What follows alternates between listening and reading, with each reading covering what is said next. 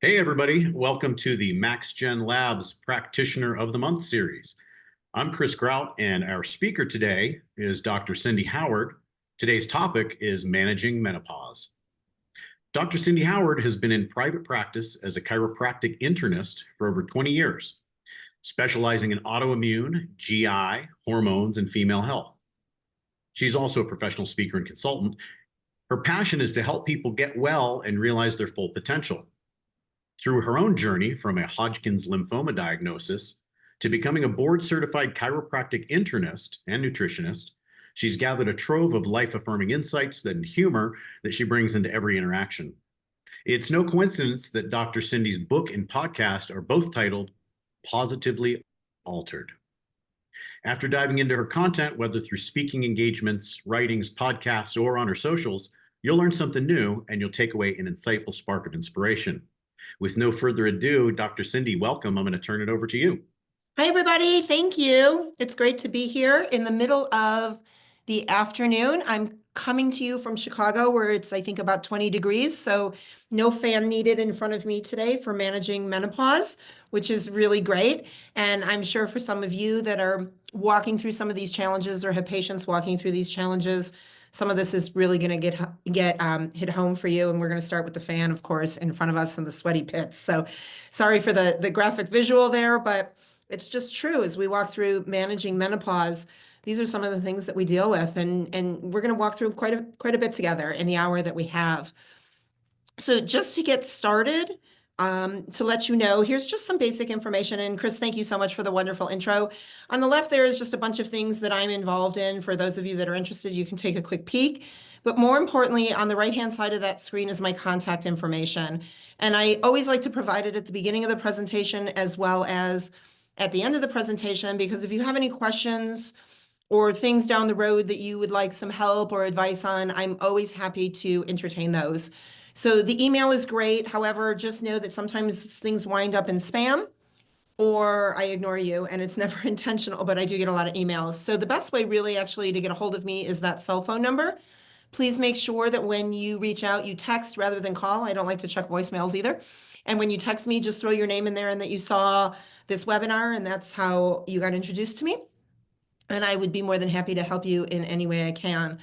Also, just as a side note, if you're interested in becoming a part of my community, learning what's going on in my world, becoming just, on the inside, if you will, if you take out your phones and you text to the number 66866, just like you're dialing a phone number, but use that number instead, and text the word in all caps, Dr. Cindy, DRCINDY. It'll ask you for your name and your email, and we'll get you invited to our community. And we promise not to bombard you with emails, every 3 minutes, like a lot of advertisers do. That's not the goal. And then, of course, there's a website if you want to just check out some more information. So let's not waste any more time. Let's just dive in. So let's just talk about some quick objectives as to what we're going to cover today so that you know what to expect in the next hour or so. Number one is really just to understand the menopause transition and the symptoms that commonly occur along with it. Some of them are going to be very obvious, and there might be a handful that are less than obvious that we're going to talk about. And then two, to really understand some conditions related to the menopause transition that are very important to tie in, as well as the role of genetic testing and establishing proper treatment protocols. Now, I would love to tell you we're going to be completely comprehensive, but being an hour together, I'm going to give you as much as I possibly can. Know that there are going to be lots of things out there that we're not going to touch on today, but I'm hoping to give you a bunch of clinical pearls that you can use either this afternoon or tomorrow or the next day in your practice, or even some gentle reminders of things you may already know and just need to bring back to the forefront. So let's talk a little bit about what is menopause. If you look down at the bottom right of the screen, the quote that says the permanent cessation of menstrual cycles following the loss of ovarian follicular activity. And this is really exactly what menopause is. And we can dive through and we can go, okay, well, we might be skipping a couple periods. We might see some changes in estradiol or progesterone levels. We're going to run some blood work to look at FSH or LH levels. And at the end of the day, until you are 1 full year without any activity that ends then with a menstrual cycle, you are actually not considered in menopause, which is really important. So even though we can do some testing It's important to know that these levels can fluctuate all the time. So when you get them tested, whether it's the FSH, LH, estrogen, progesterone, even testosterone levels, depending on the day and where you are in the journey, you could be told, oh, it looks like you're in that transition or you're not. And yet if we run it a couple days later, we get kind of a different change of heart. So we're really going to diagnose menopause based on symptoms, the medical history, and the menstrual information, not necessarily just on a laboratory test. It's also really important to know that there are stages to this transition. So when we say somebody is pre-menopause, that is the time before there are any symptoms. They are still menstruating, even if it's irregular, because some women are irregular their entire their entire cycling years. They're not completely regular, but they are still menstruating, and they are considered in their reproductive years. So as long as you can conceive, this is considered premenopause. Perimenopause is as we're getting closer to menopause, and this is where we start to see a lot of symptoms and hormone changes. So even if you were irregular, let's say as a 14-year-old girl, if that irregularity starts to change, maybe the periods are coming closer together, maybe they're getting further apart, maybe you're getting two even in the same month cycle as it appears, those would be changes that are considered perimenopause. However, conception can still happen. Okay, so until we are fully done, conception is a really important piece of this for women who need to realize that even if the cycles are fewer and far between, this can still occur. Menopause is officially no period, 12 months. Not 11 months and 3 weeks and 4 days and 6 hours, but a full 12 months is where we say you have reached menopause. And then everything beyond that 12-month span after is considered postmenopause. So that's 1 year and for the rest of your life. So the transition typically begins for women between 45 and 55 years old. In the textbooks, a lot of times you can see the age of 50. Now, that doesn't necessarily mean you can't start at 30 and it can't start later. I know this is going to sound absolutely insane, but I have one woman, a patient of mine who has been in the practice for a while, who menstruated until she was 63 years old. And while that's extremely rare and for her extremely annoying, very possible, and as long as those menstrual cycles are healthy and the hormones are balanced, sometimes it does occur later and sometimes it does occur earlier. Usually that transition lasts about 7 years. It can go as long as 14. And again, everybody is a little bit different. The body starts to use its energy different, fat cells start to change, we tend to gain weight easily. And then there's a whole list of symptoms that we're going to talk about today that can occur as a result of the imbalances in the hormones. Also know that that transition could be triggered by a hysterectomy, surgical removal of the ovaries, an ovarian ablation, or pelvic radiation or injuries. So it's not always natural that we start walking through that menopause transition. There was this awesome study that looked at over 1,000 women between the ages of 40 and 65 across the United States. It was called the State of Menopause Study. And there were some key things that really hit home for me as a practitioner that I wanted to just spend a minute pointing out to you. And these stats came right out of the study. 45% of women surveyed didn't know the difference between perimenopause and menopause. Oh, and I found a little spelling error there. I'm going to tell you guys, I love when there's at least one error in my presentation because it just confirms that I'm human. So I'm going to make that change and hopefully there won't be any others today. Second line there, 20% of women surveyed had experienced, oh, there's that second one. I don't know what's going on there, you guys. I must have had a brain fog moment on this slide. 20% of women surveyed had experienced symptoms for a year or more before being assessed by a healthcare professional, which basically means that they're suffering, right? Because if there's symptoms, something is wrong. And if they're not reaching out to somebody for help, then they must be suffering on some level. 34% had never been formally diagnosed for menopause, meaning again, they didn't even know that they were in it. 73% of women reported that they were not currently treating their menopause symptoms. Okay, so regardless of where they were in the journey, they're ignoring these symptoms to the point where they're just actually hoping that they're going to go away. And I'm here to tell you today that that's probably not going to happen typically on its own very quickly. 29% of women never saw information about menopause before they experienced it. So we're not educating people properly as to what could come so that they know what to watch for and how to handle it when it does. 67% of women report their menopausal transitions hold no impact on their self-confidence, while 20% experienced to decline and 13% experienced a boost in self-confidence upon reaching their current phase. So it might be really important to chat with women how they're feeling through this particular transition, because as we know, we're super women and we don't like to admit defeat. And as we walk through this, certainly if our self-confidence is being affected, it's something we want to consider. 59% of women are either relieved or happy to be in their current state versus only 29% of menopausal and 19% of perimenopausal women. 61% of menopausal women report vaginal dryness contribute to painful sex. At 41% of them never use lubricants or sex. Oh my gosh, you guys, this slide is a disaster, or sex lubricants with a partner. I don't know what happened. Chris, we're going to have to edit some of this stuff out. I'm going to keep going.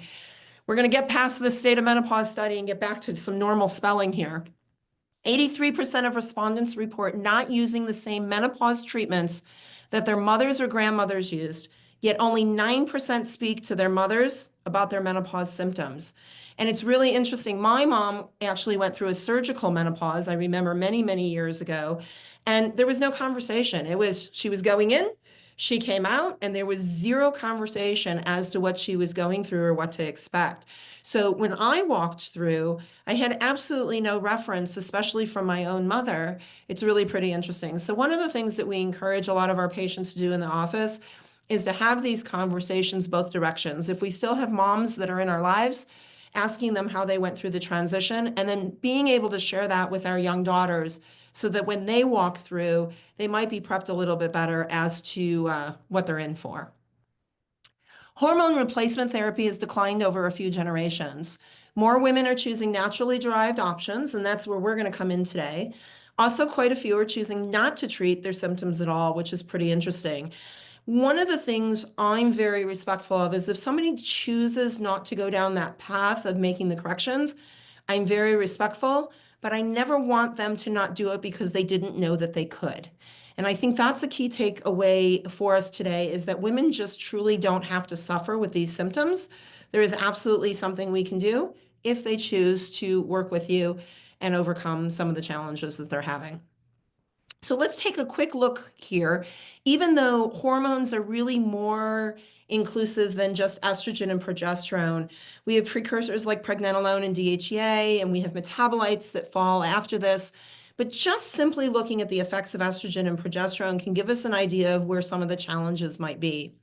So when we look at estrogen, which builds up the uterine lining, increases body fat, plays a role in depression, headaches, and migraines. This plays an enormous role in the interference of thyroid hormones, and we see a lot of thyroid dysfunction now out in our patient clientele. Can change blood clotting mechanisms, absolutely alters libido, can impair blood sugar control, and can increase the risk of endometrial and breast cancer. I want to just make a quick comment about estrogen and breast cancer to let you know that a lot of women get scared about making sure they have adequate levels of estrogen in the body. There's 3 different forms, E1, E2, and E3, E2 being estradiol, which is one of the healthy protective forms of estrogen.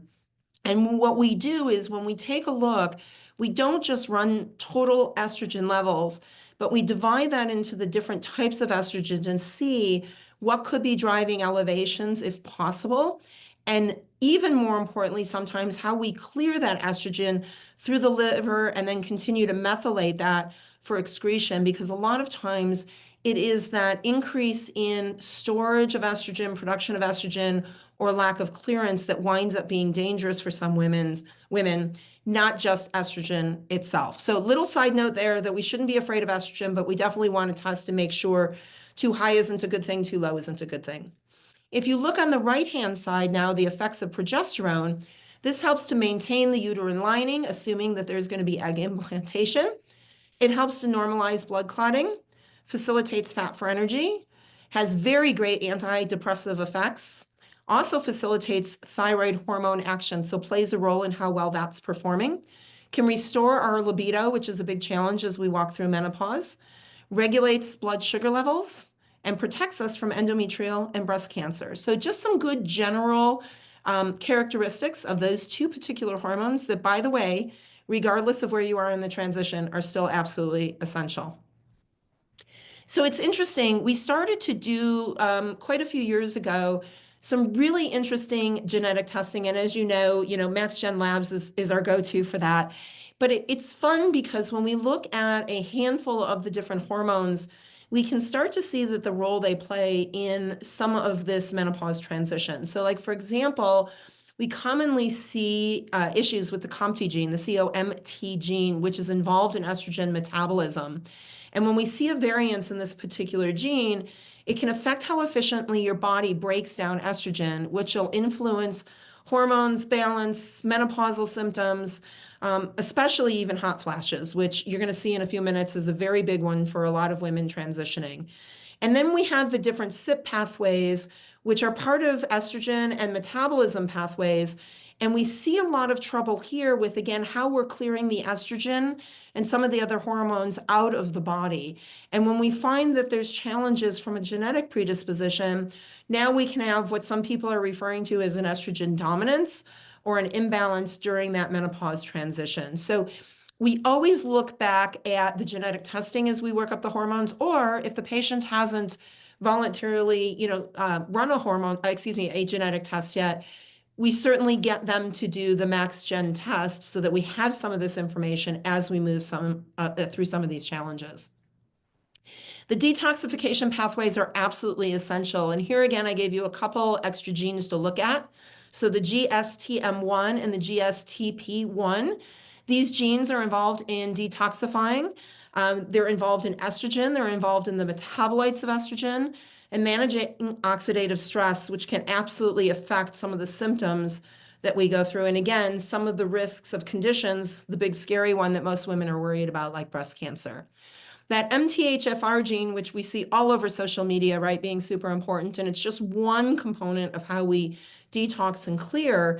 But what happens when we see a defect on the MTHFR gene is sometimes this contributes to the imbalances in the way we actually process those hormones. So again, it may not be too much or too little. It may be the actual processing in which we're seeing the issue.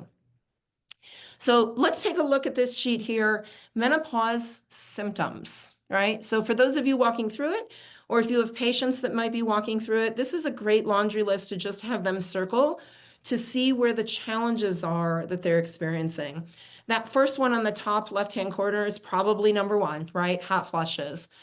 Sometimes during the day, sometimes at night. Sometimes women will tell you that they're waking up in the middle of the night now experiencing night sweats, not just ripping the covers off and putting them back on, but actually soaked, head to toe soaked pajama sheets.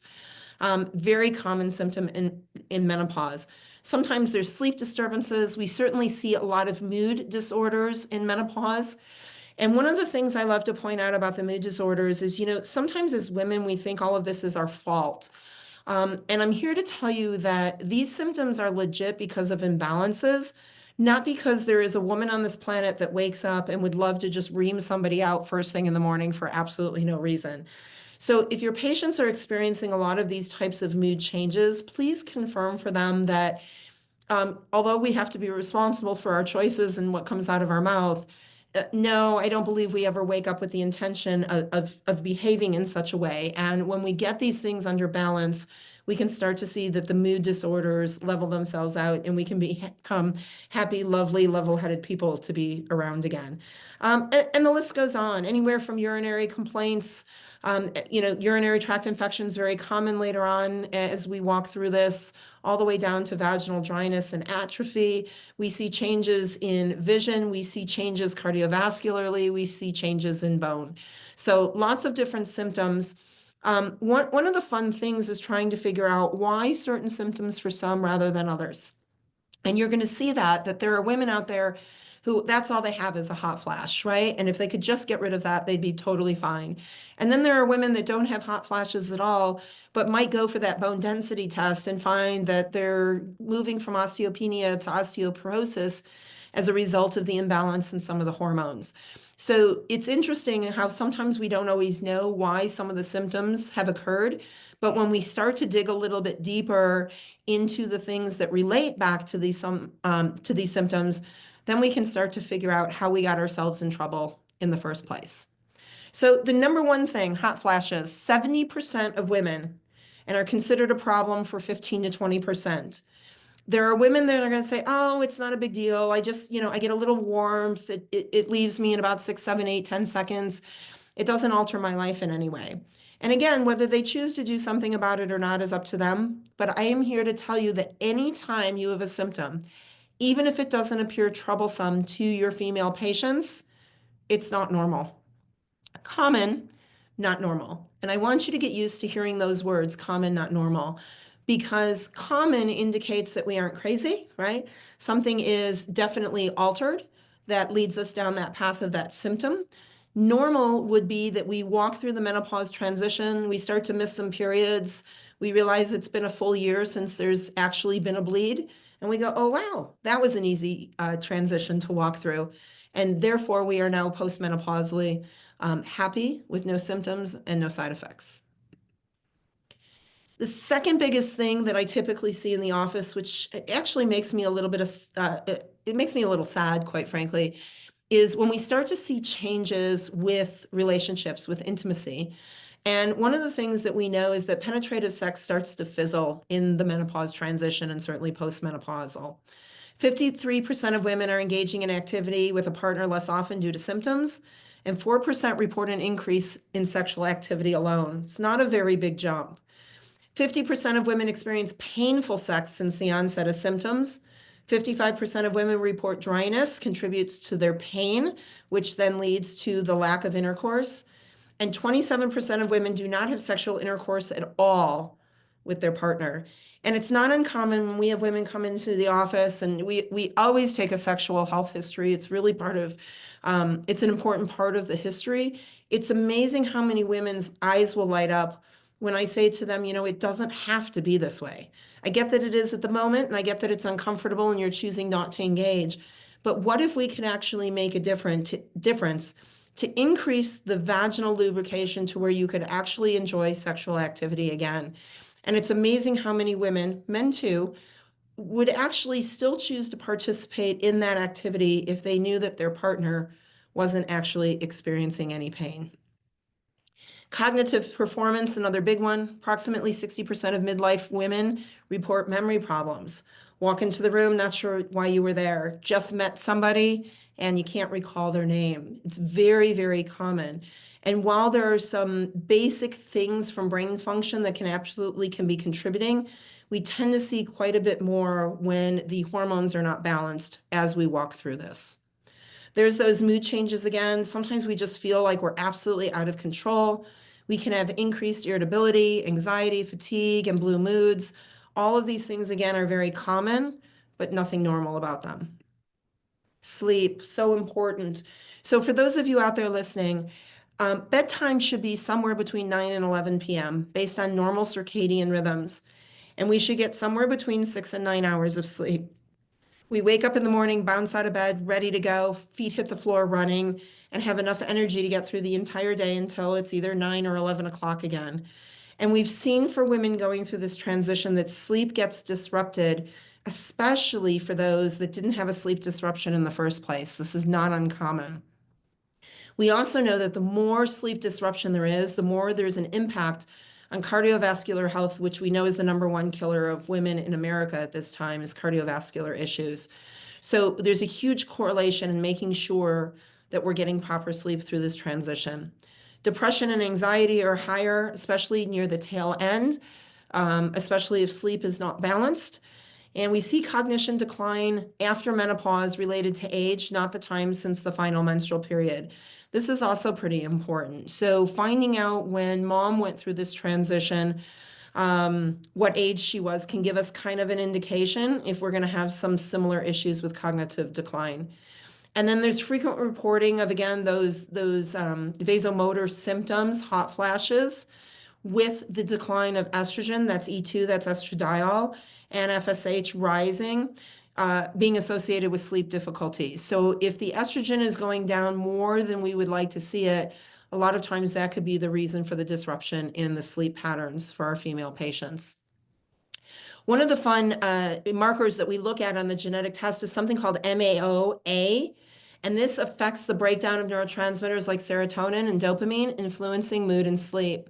So we always tend to go back to those to see if there's pathway issues in order to facilitate an effect on those to help. All right, let's talk about that heart disease. My goal for all of my patients is to make it over the age of 100. One day they lay down and they just don't wake up because the heart stops. That's the type of heart conditions I would love to see. Unfortunately, that is not the case at all. So what happens is the most significant danger occurs after we go through the transition, and that's where the risks start to go up. According to the American Heart Association, a third of women develop cardiovascular disease at this stage in their life. Estrogen becomes really important because it helps keep the blood vessels flexible so that they can contract and expand to accommodate blood flow. Once the estrogen diminishes, we actually lose this benefit. So where estrogen goes down as a result of menopause, we don't want it gone. Okay, and that's really important to make sure that we are still producing some estrogen to prevent us from having heart disease. Sometimes with other changes, such as the rise in blood pressure, then we get the artery walls that'll thicken even more so. And then really our hearts tend to become unstable and we run down that path of heart disease. There was an interesting study done. It was called the Study of Women's Health Across the Nation, or otherwise known as the SWAN study. And it was interesting for women who have had more hot flashes earlier during their transition, they also seem to have a higher risk for heart disease. And I don't wonder if this comes to fruition because we're not doing a good job out there checking values, checking levels of these particular hormones, and helping women address these concerns before they're actually through the menopause transition. So this finding was published in a study in 2021 in the Journal of the American Heart Association, and it found that frequent and persistent hot flashes were associated with future cardiovascular disease. And again, these hot flashes are a result of the imbalance of hormones. We actually start to look at hormone levels in our female patients when they're in their teenage years. So for any woman experiencing, let's say, cramping, breast tenderness, low back pain, constipation, and they're told to go take their 2 Tylenol and curl up into a ball and that they'll overcome this, we start to work up those hormone levels actually then because we know that the periods are not normal. The hormone levels can't be balanced and they're not going to transition, decades later really well if they're not experiencing a normal menstrual cycle in their teenage years. So it's interesting retrospectively that we can say, okay, women who have had more of or less than of something, why aren't we checking earlier on so that we can prevent some of those problems later through the transition?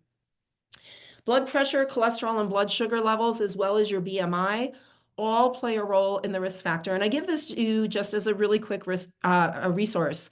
If you type in criskcalculator.org, you can plug in some basic information about yourself and it will give you or your patients relative risk for heart disease as you move through the transition. And this can be just a great little patient tool, almost to scare patients, right? And I apologize by using that word, but sometimes it is just that. We almost want to scare them a little bit so that they start to think about these things before we're in transition and we have been diagnosed with heart disease. Because although we know we can make the corrections, it's much harder to reverse things than to actually prevent things. So use that as a little tool in your practice. Another thing we worry about a lot for women after they go through the transition is bone loss.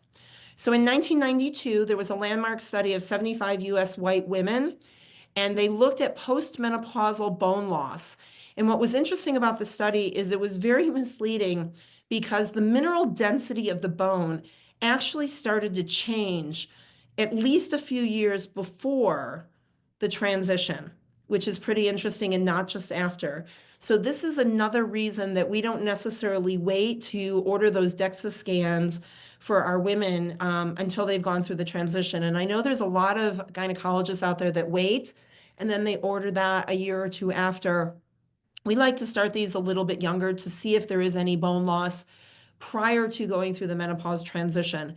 We do know that women that do not do weight-bearing exercise, that are smaller bone, so to speak, in other words, the diameter of their bone is smaller, and the drop in estrogen tends to be risk factors to develop osteoporosis. So those are all things that we can take a look at ahead of time. The study also looked at the relationship, if you will, to estrogen deficiency.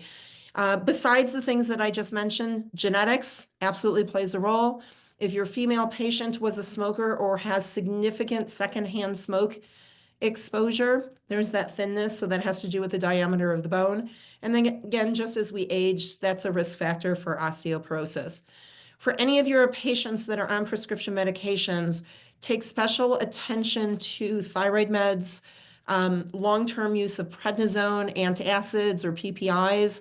These play a huge role in the destruction of the bone matrix itself and can lead us down to that osteoporosis diagnosis a whole lot faster. One of my favorite genes is that VDR gene, and variants in this one can affect calcium absorption and bone density. God, you guys, I am just batting 1,000 with these spelling errors today. I think we should hold a contest at the end to see how many there are, and I'll do a giveaway at the end of the presentation for who guesses that right. We're going to make this fun since I found some errors today. But this particular gene, very common one to run, gives us a really good indication as to how well, again, we can absorb calcium. Now, a million years ago, when I first started practicing, we used to shove calcium down everybody, right? It was 1,200 to 1,500 milligrams of calcium. That was the answer. It was going to cure everything from a bone density standpoint. And then for those of you old enough, you probably remember the whole milk campaign where all the stars came out and they'd have that milk mustache. And that was everybody's answer to bone. We were going to drink our calcium, get our calcium carbonate, which is the least absorbable form of calcium there is in our milk products, and we were going to prevent osteoporosis. And if we start to look at the statistics of that generation, well, osteoporosis started to increase. So we knew that it wasn't all about just getting adequate calcium, but it was about administering the right products, which we'll talk about in a few minutes, to help the calcium absorb into the bone in order to increase that matrix, which really made a difference then in our osteoporotic patients. And I can tell you, and I won't do this in a court of law, right? Because I don't have all of the right research to back this up. But we have seen in our practice dozens upon dozens upon dozens of patients over the last handful of years that have utilized all of the cofactors with proper nutrition to help the calcium absorb in the bone. We've actually seen the bone density tests improve, and we've actually reversed not only osteoporosis, but even osteopenia in its very beginning stages. And it's pretty exciting to see that because we're not seeing the same thing with the drugs that are out there. It's also really important to know that physically things change as we go through menopause, right? So we're seeing physical functioning decrease compared to our premenopause years. And when we see this, we do see a greater reduction of that estradiol and testosterone. And I think it's really fascinating because finally, I think testosterone is getting some attention in our female population, where before it was only men, right? We only looked for low T in men, and we'd pump them up to make sure that physically they could still maintain some muscle mass and have great libido. But what we've known for a whole lot of years is that women with low testosterone have some of the same challenges, right? So physically it's harder. They're not building and holding the muscle mass like they used to. The energy levels are very low. The libido just isn't the same that it was. So we really want to make sure that we're not just looking at estrogen and progesterone in our women, but we're running testosterone, both total and free, to see where those levels are as well. Now, side note, I will tell you, I'm not a fan of, loading women up with straight testosterone. So we do none of that in our practice. But there's lots of different great herbal things that will help boost testosterone levels. Fenugreek being one of my absolute favorites naturally. A food grade fenugreek will help women manufacture appropriate levels of testosterone without injecting them, so that, the joke is they're not growing facial hair and beating anybody up, but they can still maintain the good benefits of a normal testosterone level. Again, all those vasomotor symptoms are a problem. We tend to run down, challenges with urine leakage, right? We now cough and sneeze. We never had that issue before. Now we're leaking urine. There's that sleep again. Stress is going to be a really big factor in this menopause transition. We're going to talk about that in a second. And even in blood work, we're seeing some strange changes in leptin levels, which play a huge role in how we're metabolizing our fat, and even things like C-reactive protein, which is an inflammatory marker, we're seeing elevated. So the levels of inflammation are increasing postmenopausally that then are causing some of these challenges even in our physical functioning. From a genetic standpoint, we look at things like interleukin 6 and TNF alpha, which are two great markers that can help us evaluate the inflammation and the immune response. And as you can see there, even just interleukin 6, variants on this particular gene can contribute to joint pain, fatigue, and a whole series of other menopausal related issues. We just had a woman in actually this week that her biggest complaint through the transition, and she's in perimenopause, was hip and thigh pain. So it wasn't even flashes at this point, but she was just starting to see changes in her physical body. And this is a woman who runs half and full marathons quite regularly and is now just having trouble sitting around the house with some muscle and some joint pain. It's pretty interesting. And it all goes back to how these genes express, and again, how we can affect them to maybe slow down this process. So let's spend a little bit of time diving into some things that we can do for women who have reached menopause or even in this menopause transition to make it go a little bit more smoothly. When we look at treatment, 10 to 25% of women seek treatment from a traditional healthcare provider. I would not lump myself into that category, right? We do not do synthetic hormones in the hormone replacement therapy realm. In my office, we are not utilizing the pellets. We do everything through vitamins, minerals, homeopathic remedies, herbal medications, and then some other external treatments, which I'll mention in a sec. Many resist or are unsatisfied with conventional medical recommendations. And that's where we really come in is, years ago, that was the only way. And now we know that there are some really great ways that have nothing to do with the synthetic drugs that are out there that can be not only just as effective, but sometimes more effective. Hormone therapy, however, is still considered the very first line of treatment for the women going through hot flashes. However, they're still very reluctant now because there was large studies in which they showed the risk of cardiovascular disease actually increased with the use of hormones. One of the things that I am very adamant about when a female walks through my patient insistent on staying on their hormone replacement therapy is a couplefold. One is looking at their genetic makeup to make sure that, again, they're not headed down a dangerous pathway in how they metabolize or utilize these particular hormones. Number two is the retesting of the levels, because just if the replacement works where there are no symptoms, doesn't necessarily mean that their hormone levels are perfectly appropriate. So I'm always a fan of retesting, even if I am not the provider that wrote the prescription for them. I always insist on retesting the hormone levels to make sure that we're, not too high, not too low, and we're at a safe level moving forward so that they can feel confident that they're not causing any other issues.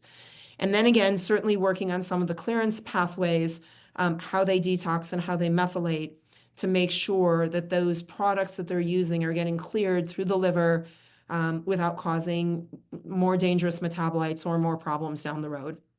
So as women turn to botanical and dietary supplements, here's where we can have an absolutely huge role, okay? However, we know that a lot of the knowledge in the medical space is quite lacking. So we've got to make sure that our education is really stellar so that we can have those conversations.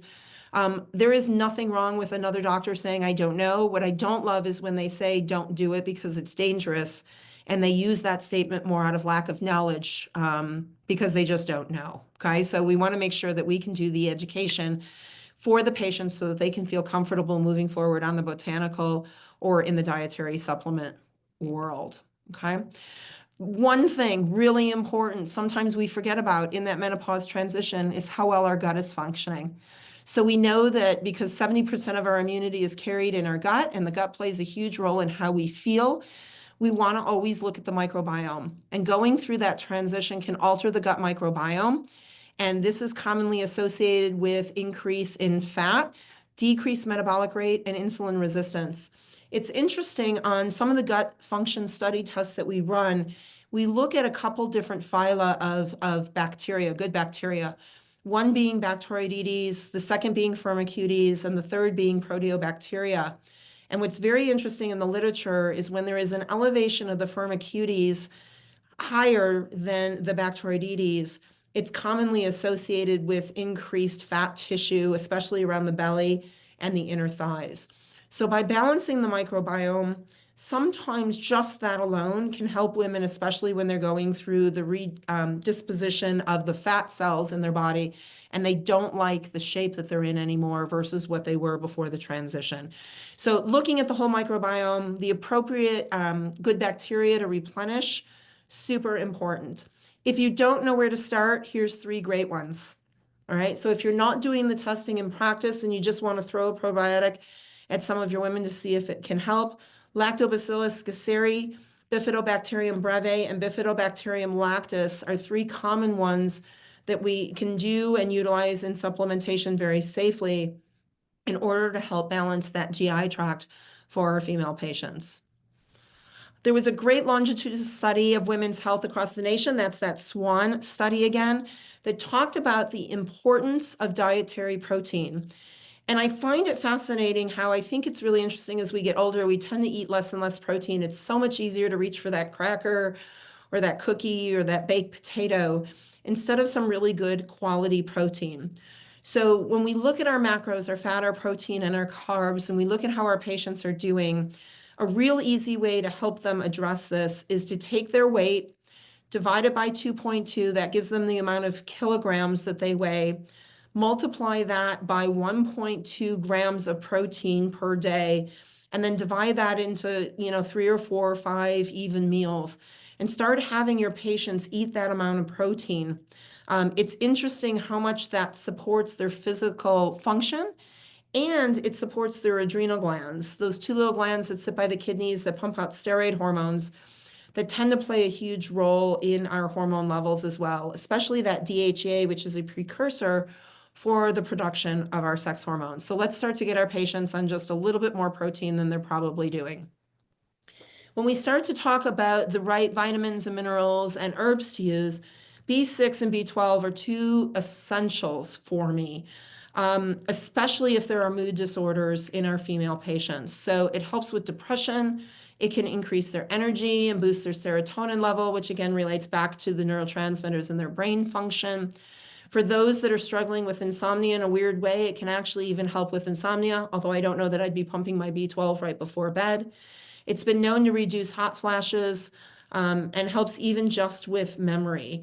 So running a micronutrient test is the absolute best way to assess what nutrients that patients need.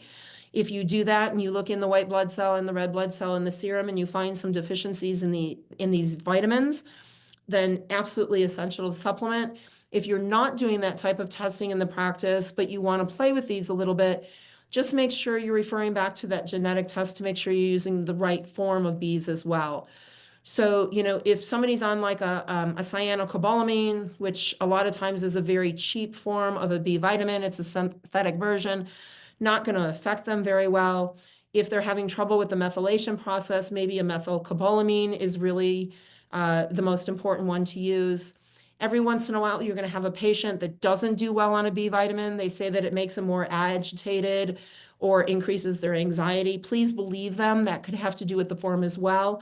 And maybe moving them to like adenosylcobalamin might work a little bit better for them. But B12 and B6 are absolutely great. Coupling those with a good B complex, since they all help each other absorb, will make it work even a little bit better. One of my absolute favorite nutrients on this planet is magnesium. And one of the reasons it's my favorite is because it's also a common deficiency. We tend to see patients with very low magnesium levels when tested for their red blood cell. Please don't do a serum, it's a waste of time. But if you run a red blood cell magnesium, my magic number is a level of 6 or higher. It's not uncommon to see people in the 4s and even all the way down in the 2 and 3 range. So just supplementing with a little bit of magnesium glycinate can make a huge difference. We start at about 320 milligrams and work our way up. This improves heart health, reduces blood pressure, helps manage diabetes. This is another cofactor to help that calcium get into the bone when we're at risk for osteoporosis.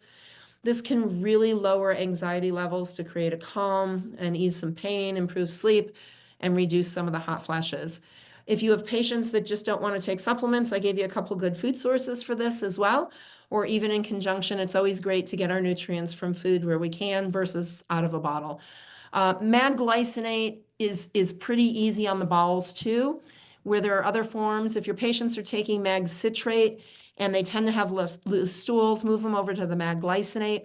If for some reason even the glycinate stimulates bowels a little bit, you can move them over to a magnesium threonate, which crosses the blood-brain barrier but does not affect the GI system.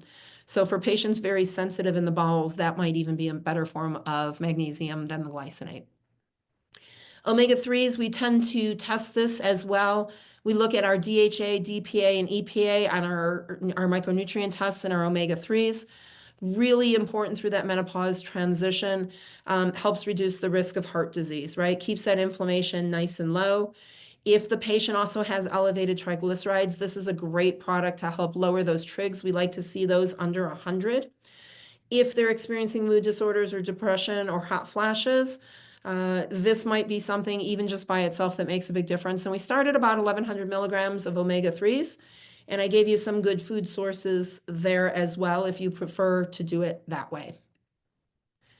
Vitamin D, I cannot say enough good things about vitamin D, and I cannot tell you how often we see clinical deficiencies. Clinical range should be between 30 and 100. I like it at least between 60 and 80.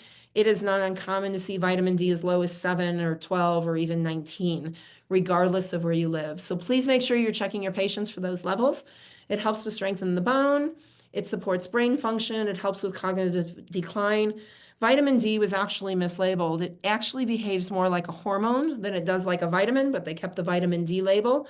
And we see a lot of times supplementing appropriately with vitamin D, we see changes in a lot of the symptoms. Very safe, 1,000, 2,000 IUs of vitamin D a day. When we test and we see deficiencies, it's not uncommon for somebody to be on between 5,000 and 10,000 IUs.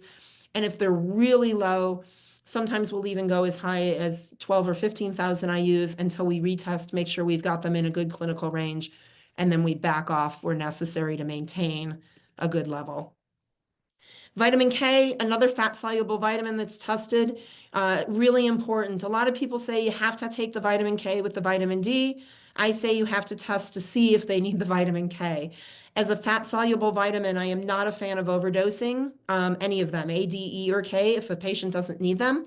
So if they are low in K, we will absolutely couple it with the vitamin D. It helps with the absorption. But if their vitamin K levels are appropriate in their diet, then we use the D absolutely by itself. This can also help with heavy bleeding as women walk through the transition. It is not uncommon for somebody to say, oh, my periods used to last 5 to 7 days. I just had one for 3 weeks. Okay.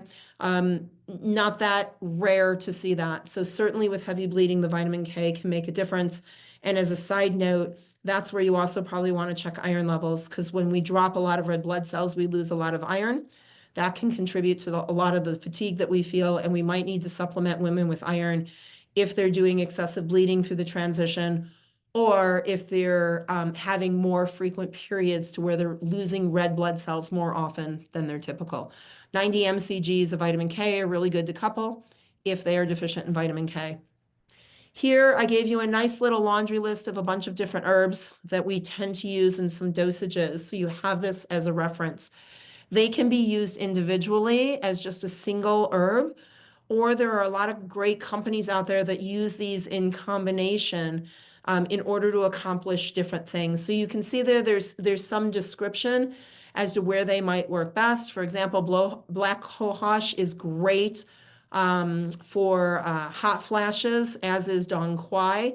But if there's menstrual irregularity, I always move more toward the dong quai versus the black cohosh. At the same time, these herbs are not without risks.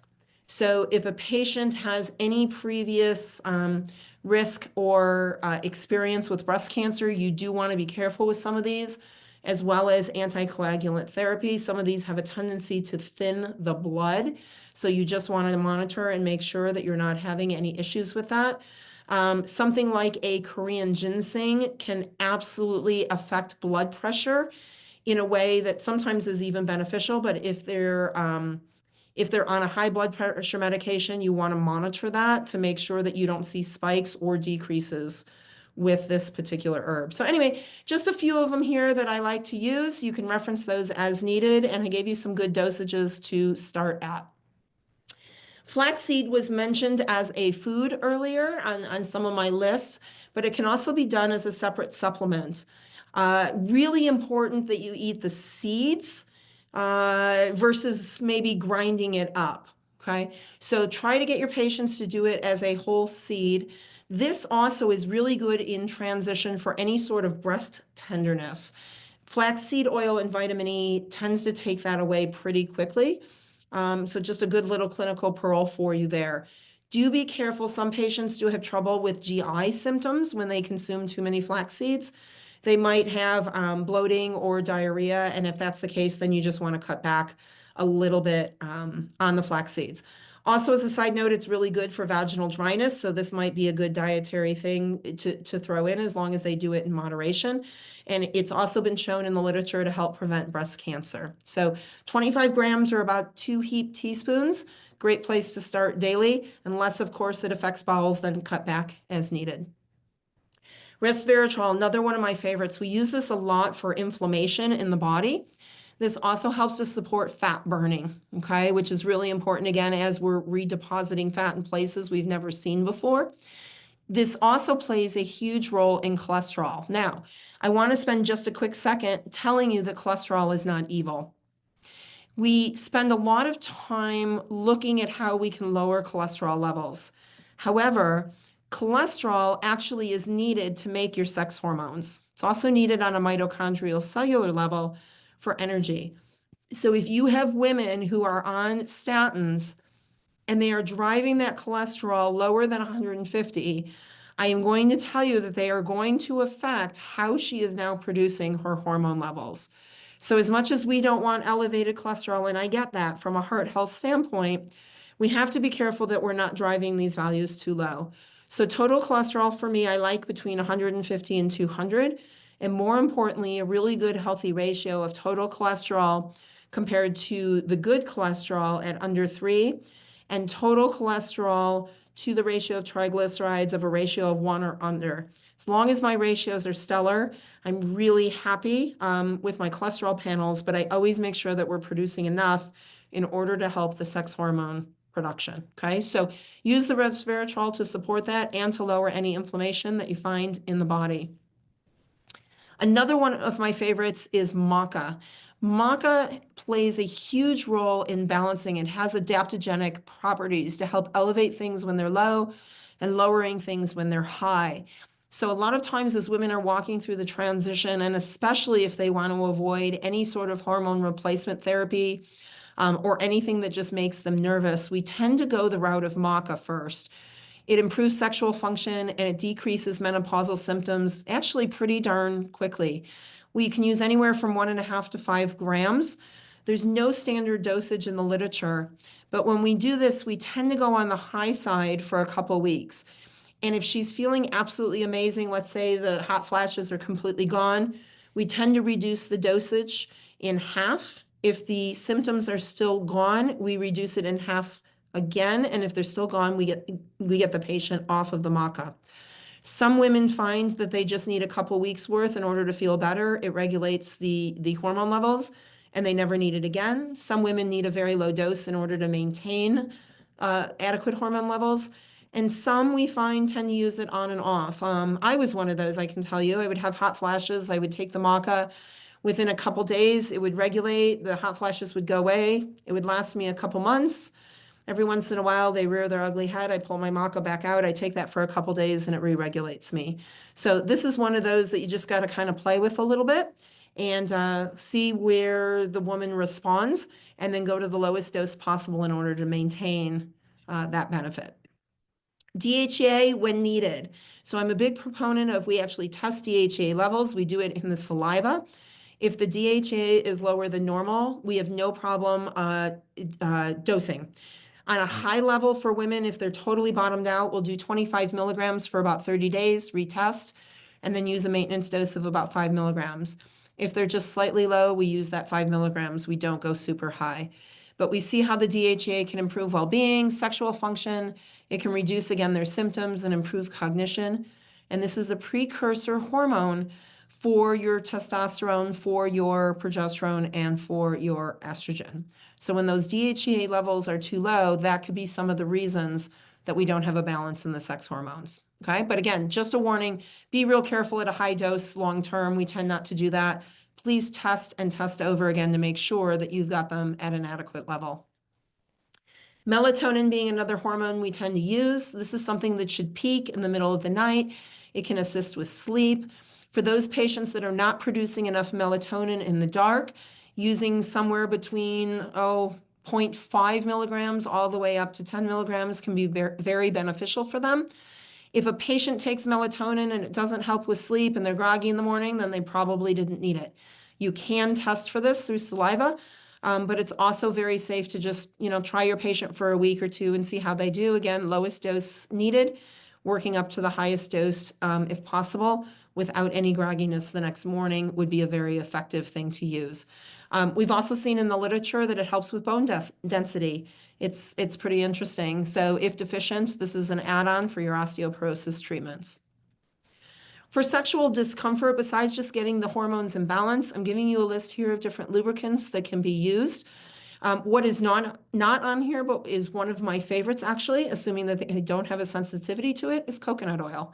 And I love the use of coconut oil as a lubricant. There's absolutely nothing else bad in it.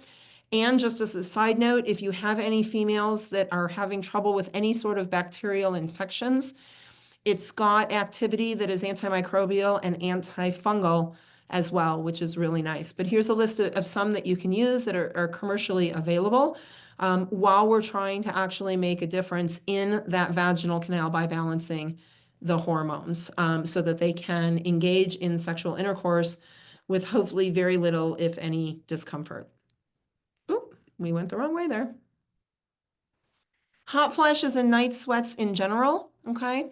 In addition to some of those herbal things that I gave you, have your patients avoid caffeine, spicy foods, and alcohol. Will it work? I don't know, but we always tell them to eliminate it. If it makes a difference, we keep them out. If it's not affecting them whatsoever, then we allow them to put that back in. Plant estrogens are really great in helping balance the night sweats, so isoflavones are great. Soybeans are on this list, but I'll tell you it's very difficult nowadays to get a non-genetically modified soybean, so if you can find them, that's great. Otherwise, we reach for the chickpeas, the flax seeds, lentils, beans, and then that red clover as an herb or that maca work really great for the hot flashes and the night sweats. When we're worried about osteoporosis or even osteopenia, obviously we've got to assess some of their risk factors. If they're smoking, we do everything we can to get them away from smoke, secondhand or by their own hand, really important. Any of those medications previously mentioned, we try to get them off of and find replacements or fix the underlying cause. But at the same time, we want to make sure that they're getting all of those cofactors to help the calcium get into the bones. So vitamin D, manganese, vitamin K, vitamin C, boron, molybdenum. We use magnesium, strontium, all of those different cofactors in some combination products, along with some weight-bearing exercise and healthy lifestyle changes. And I will tell you, hands down, following a certain protocol that allows them to get all of these cofactors, we have not seen an increase in the changes in the bone density test in a negative direction when patients follow the protocol to a T. We've actually seen improvement, and it's very cool. And we're avoiding a lot of those prescription medications that have a whole bunch of rules around them that a lot of our patients just don't like to take. So this can be done naturally without prescription medications, and the reversal is absolutely possible. Exercise, I probably don't need to tell any of you how important exercise is. What I tell patients, number one, get some, right? Let's at least get started with whatever your exercise is of choice. Number two, we want some sort of weight-bearing exercise in the menopause transition and postmenopausally. And number three, we actually want to follow what's right for our genetics. So even though there's a lot of research to show there are certain types of exercise that make a difference in menopause, I'm going to send you back to your genetic testing to see, is it slow, gentle yoga? Is it HIIT, high intensity type training? Is it just general weight bearing activity that the patient's genetics help them respond better when they know what type of exercise it is that they should use? And then coupling whatever that is their genetics say is okay to a little bit of weight bearing will help make a very profound difference in the symptoms as they walk through these challenges. We mentioned better sleep. It's really important. Part of this is making sure that they've got a good routine. Everything should be removed from that room, right? How many of you are sleeping with that phone next to your head or under your head or using these electronics in order to get to bed? I will tell you that's absolutely disrupting your circadian rhythm. Consider a little bit of L-tryptophan, which is an amino acid. Sometimes that can break the cycle if you're not sure what else will work. Making sure that room is cool, very dark and quiet, and avoiding caffeine and alcohol before bedtime can just be some good general recommendations to your female patients to help induce better sleep patterns. We want to make sure that they're actually managing their stress as well. Super important. I know it's really easy to say to people, just quit being stressed out, but make sure you're engaging some tools. And if those are things you need help with outside of this webinar, please feel free to reach out. I've got some really great tools that way. One of them, just teaching our patients how to deep breathe, can be one of the most powerful things that we give them to use during their day. It's inexpensive, it's easy to use, it can be done, pretty much anywhere, and it can absolutely help to manage their stress levels. For those of you that practice acupuncture or have access to acupuncture, lots of great research. This is just one article that I pulled that helps women with hot flashes. I actually have one patient that comes in once a year for acupuncture. It manages her hot flashes. I don't need to see her but the once a year. She always comes back. We treat once, and it's complete resolution of symptoms. Not everybody's that lucky, but sometimes we get there. But acupuncture can be an amazing tool. And then because, of course, as a chiropractic internist, I cannot leave out the value of the chiropractic manipulation. Absolutely essential. We talk about structure and function, and when the nervous system is behaving properly and it affects all of our end organs and all of our end tissues, all of those things then can behave properly to help self-regulate some of the symptoms that we are experiencing. And we know women who are coming in for chiropractic care absolutely do better through the transition and post. All right, you guys, I did it. We're 3 minutes after, so I apologize for being a little disrespectful with the time there. But we worked our way through with errors and everything, and I think I got to take 2 deep breaths through the entire presentation. I am going to hang tight. If there are any questions, I would be more than happy to answer them. Just as a quick repeat, I want to thank you for spending an hour with me today. It's always a pleasure, even though I don't get to see everybody's face. And I've got a couple gifts that I would love to share. If you again take out your phone and text to the number 66866, and in that message, type the word thanks, we will again ask you for your name and your email, and we will send you a recap of this entire presentation, actually plus some. I normally do this as a 2-hour presentation, so you're going to get even more information than you got here without the errors, because I actually have somebody else type this up for me. So that's a beautiful thing. We'll send you a list of my recommended books and a warm welcome to my daily newsletter. And then we will enter your name in a drawing as well to win one of my favorite books. For those of you that want to keep hanging tight, please follow me. I have a Positively Altered podcast. We have guests on all the time. Actually, Max Jen makes a special appearance as well on the podcast, and we're super excited to team up with them. So please make sure you listen, like, and follow. And I guess, Chris, that's it for everything. You guys have been great. There again is my cell phone if you need it so that you can find me. I want to make sure you can do that. And if any of you are watching this on the back end versus the daily recording, and you do not get access to that handy recap, because those do change when I speak, please just send me a text message and I will make sure that I get it to you if it is absolutely after the fact. Chris, that's it for me. I'm Thank done. you. Thanks so much, Dr. Cindy. That was super informative and packed with really great actionable steps to managing menopause. One quick question that you might touch on: what role do you feel like that genetic testing plays in helping a practitioner help an individual navigate perimenopause or menopause? And has the kind of evolution of genetic testing played a significant role in the way that we're able to address this? Yes. How do you like that for an answer? So let me back up my yes, though. It's interesting how far genetic testing has come because I think, many years ago, we used to get this massive panel from, many other companies without a whole lot of information as to what to do, right? We were just sort of scared and thinking, oh, great, we're just waiting for all these disease processes to happen to us.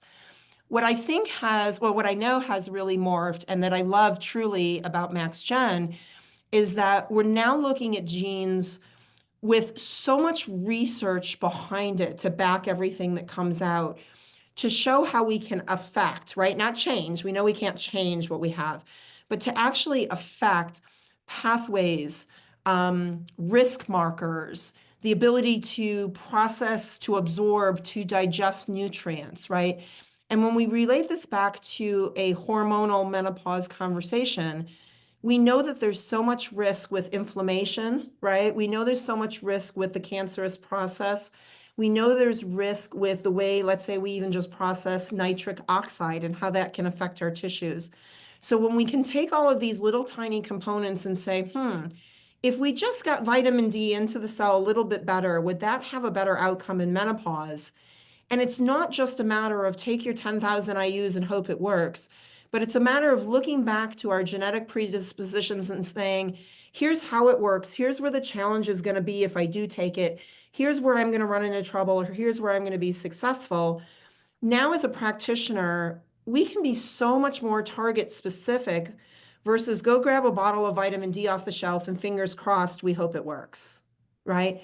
Because now I know where the challenges are going to be, where I can't see inside a human body, but now I have a little window through their genetics to actually have that magnifying glass to say, ooh, I better pay attention to this just little tiny snippet of information to help facilitate a better outcome. And even in the hormone realm, I mean, again, we used to just run estrogen, progesterone, and testosterone, right? Here's your drug of choice. We hope it works. Now, because we understand the pathways and the precursors and the metabolites and the analytes and all of these different components, coupling that with the genes, truthfully, it not only makes me a better, smarter practitioner, but it really allows the outcomes for that patient to make more sense and, more importantly, actually be safer. And in this hormone space, we have so much that's not safe without the genetic. I almost don't even want to do hormones anymore without a genetic test because my level of expertise in the safety realm is so much better as a result of the test. So I gave you a yes, and then I gave you a really long-winded answer that I really hope helps people, say yes to doing this testing. It's just super important. Excellent. That was a great answer. Thank you so much, Dr. Cindy. We appreciate your time and your wisdom and knowledge. Thanks everyone for attending, and we appreciate the attendance, your time, and your attention.